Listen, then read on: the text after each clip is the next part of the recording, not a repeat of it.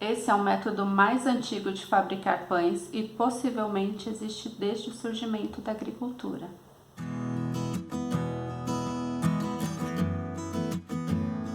Existem diversos métodos para fazer o pão de fermentação natural e não tem certo ou errado. O fermento utilizado para fazer o pão de fermentação natural é o levain, e aí dependendo do idioma ele pode vir para a gente com outros nomes. Eu já vi por aí madre, mãe, massa lêveda, o próprio levain, que é um termo francês e eu acho que é o mais utilizado aqui no Brasil, mas também tem gente que chama de sourdough em inglês, ou fermento natural mesmo.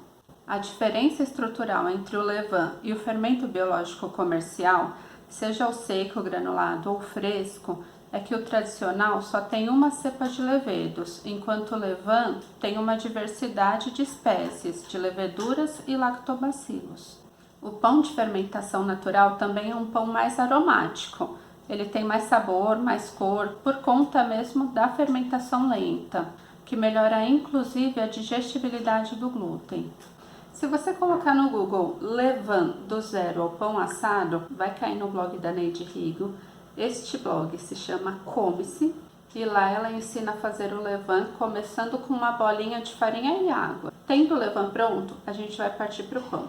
Nesse método, nós vamos trabalhar com uma isca de 50 gramas de levain, que ou você ganhou ou você fez, está guardado na sua geladeira, e é lá que ele vive. Na geladeira o metabolismo dele fica baixo, ele quase não cresce. Pode até formar uma aguinha escura na superfície, que é normal. Você pode depois reformar o levain normalmente e utilizar.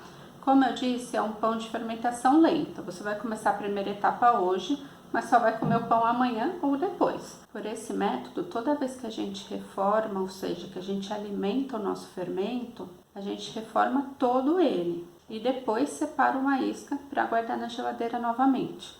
Então ele dura eternamente. O primeiro passo vai ser reformar o levain. Então o que eu guardo na minha geladeira é esse potinho aqui, que tem 50 gramas de fermento. Eu guardo com tampa, eu não chego a rosquear toda a tampa, eu só encaixo. O ideal é que não utilize um pote com tampa hermética, por conta da produção de gás. Já vou colocar os 50 gramas do fermento, 80 ml de água. Eu já dou uma diluída nesse fermento aqui na água. E aqui tem 120 gramas de farinha de trigo, a branquinha, refinada. A gente parte dessa quantidade de 80 ml de água e 120 gramas de farinha, que aí vai dar 200 gramas, que é o que a gente precisa para massa.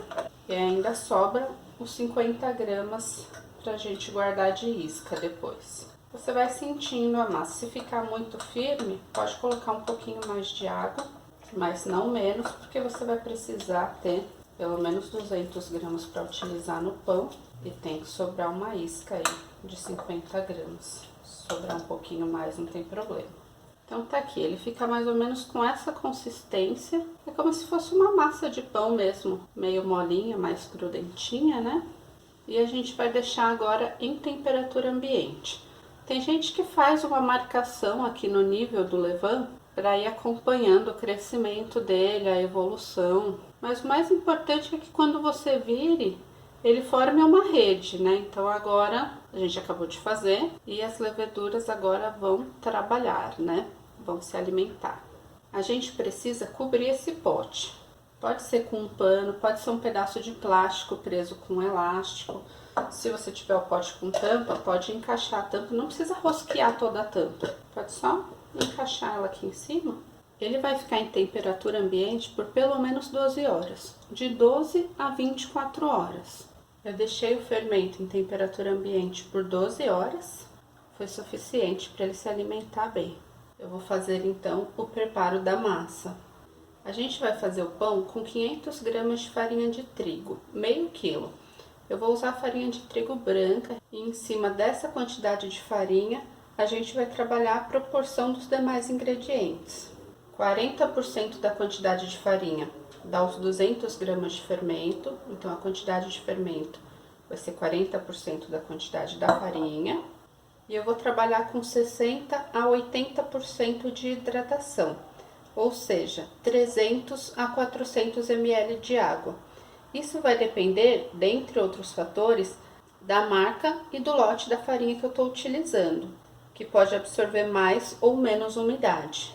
E 2% de sal, ou seja, 10 gramas, meia colher de sopa. Eu vou pesar aqui 200 gramas do levain. E o que vai sobrar são os 50 gramas que eu vou guardar. Já vou colocar aqui no potinho essa sobra. É o que a gente chama de isca, né? Vai ficar para o próximo pão que eu for fazer. Eu nem rosqueio todo esse pote, eu encaixo a tampa aqui e deixo na geladeira caso ele produza ainda um pouco de gás. Não corre o risco de acontecer nenhum acidente. Eu vou começar com 60% de hidratação, portanto 300 ml de água. E o 100 que sobrou aqui eu guardo. Depois, conforme eu for sentindo a consistência da massa, eu vejo se tem a necessidade de colocar um pouco mais ou não, podendo chegar geralmente em até 80% de hidratação, que são os 400 ml. Eu dou uma diluída nesse fermento aqui na água já. E vou colocar já toda a farinha e o sal. Aqui eu já vou trabalhar com a mão. Eu nem vou colocar mais água. Para essa farinha que eu tenho aqui hoje, eu já atingi o ponto da massa, ela tem que ficar uma massa pegajosa mesmo. Se tiver uma massa muito seca, se ela não estiver grudando nas suas mãos, é porque a farinha ainda consegue absorver um pouco mais de água. Aí você vai colocando o restante da água aos poucos. Essa massa eu não vou sovar, depois eu vou trabalhar com ela nas dobras. Então eu vou transferir para uma outra bacia onde eu vou fazer as dobras depois. E é legal besuntar essa bacia ou com óleo ou com azeite. Eu tenho aqui um pouquinho de azeite, eu coloquei 5 gramas. Agora eu transfiro a minha massa.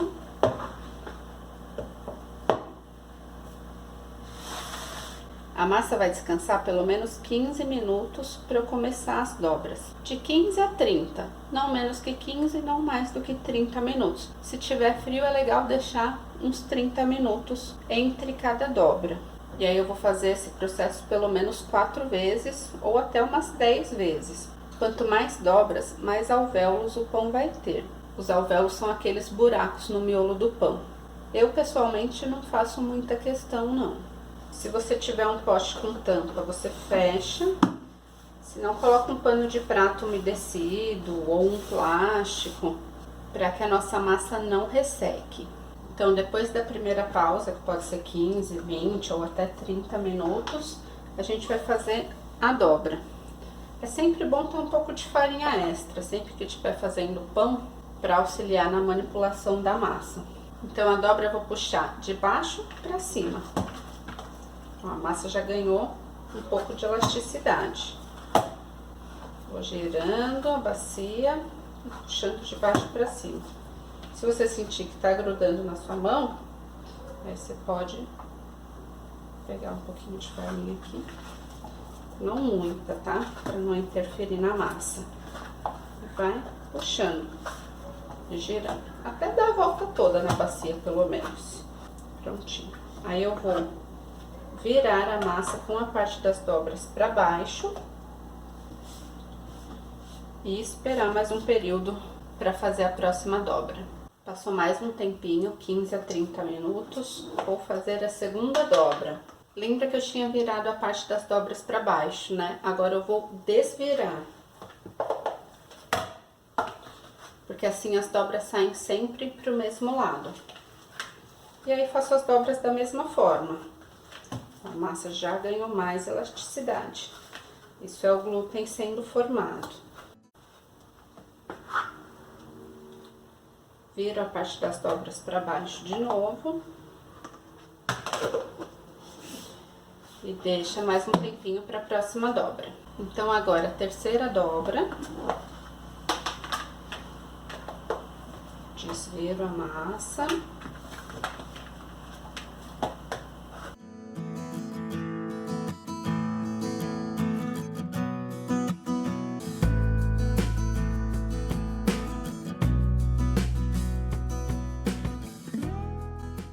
Agora é a quarta e última dobra.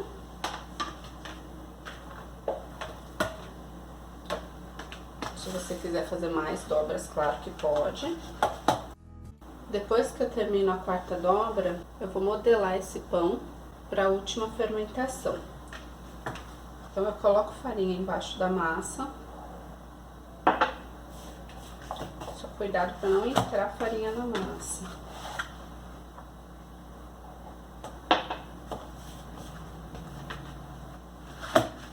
Dá uma giradinha assim, ó. E ela fica toda com farinha em volta.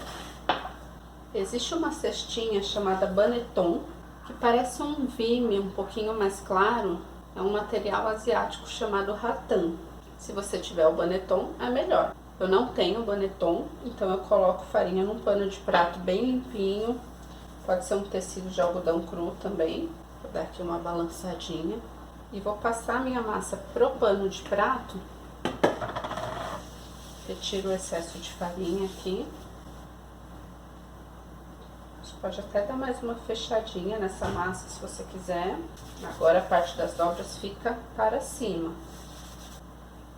E eu vou colocar esse pano dentro de um potinho redondinho ou oval, de acordo com o formato que você queira que o seu pão fique. Lembrando que essa massa vai crescer um pouco agora nessa última fermentação. E eu vou deixar pelo menos 2 horas antes de colocar no forno. Eu, no caso, aproveito essa mesma tigela que já tem tampa. Ou você pode cobrir com um saco plástico, um pano de prato umedecido, da mesma forma, para a massa não ressecar. Eu deixei a massa fermentar por 2 horas e agora eu pré-aqueci o forno na temperatura máxima. A minha temperatura máxima é 280 graus, mas o meu forno é a gás. Geralmente ele não atinge essa temperatura indicada. Se você for assar no forno elétrico, pode deixar a 250 graus. Então você pode polvilhar um pouquinho de farinha de trigo na assadeira. E eu viro o pão na assadeira com a parte das dobras que estavam em cima para baixo. Eu não tenho aquela lâmina de padeiro, que é melhor para fazer esse tipo de corte. Ou se você tiver um estilete. É que o pão vai rasgar de todo jeito, com esse método que a gente utiliza para assar, né? Então é bom dar essa rasgada que você direciona melhor onde você quer que ele rompa. E aí tem várias formas de você decorar o pão. Eu vou usar aqui um descanso de panela. Pronto, agora ele vai pro forno. Pode colocar uma outra assadeira na grelha de baixo com algumas pedras de gelo. Isso para criar o vapor. Se o seu forno só tiver uma grelha, você pode usar também um borrifador com água. E assim que colocar a assadeira com o pão lá dentro, dá algumas borrifadas. A ideia é a gente criar um vapor e com isso deixar a casquinha mais crocante. O pão vai ficar 15 minutos na temperatura máxima se for forno a gás ou a 250 graus se for forno elétrico. Depois desses primeiros 15 minutos, reduzir um pouco a temperatura para uns 230 graus. E deixa até terminar de assar. Pode demorar mais uns 20, 30 minutos. O pão ficou 15 minutos na temperatura máxima e hoje eu deixei 20 minutos no 230 graus. Se gostar dele mais douradinho, deixa um pouco mais. Os 15 minutos eu tirei essa forma que estava com gelo. E quando a gente retira o pão do forno, o ideal é a gente tirar ele da forma e colocar numa grade. Pode ser até a própria grade da boca do fogão mesmo, porque senão ele cria uma umidade aqui embaixo se ficar encostado na forma. Quando você corta com a lâmina numa inclinação de 45 graus, ele forma essa abinha que o pessoal chama de pestana. E esse é um pão que não se come quente. Se a gente cortar agora que ele tá quente, a faca tipo gruda no miolo e parece que o pão não assou direito. Então deixa esfriar por pelo menos meia hora. O ideal é deixar 1, 2 horas. Quando ele estiver mais friozinho, aí corta.